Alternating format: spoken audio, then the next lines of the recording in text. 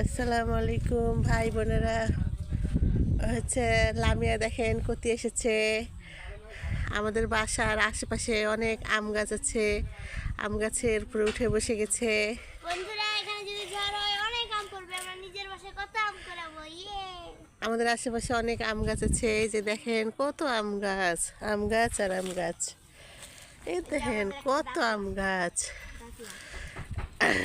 আমরা এখানে যখন আমরা চলে আসবো, গাছে যখন আম ধরবে তখন আমরা আম কুড়াবো, কত মজা লাগবে ঝড়ের দিনে।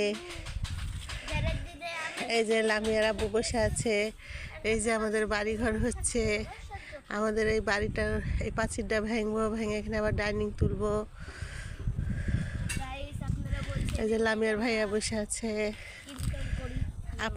ভাই বোনেরা, আমরা এই মাটিটা 5-6 বছর আগে কিনে রেখেছিলাম অল্প দামে।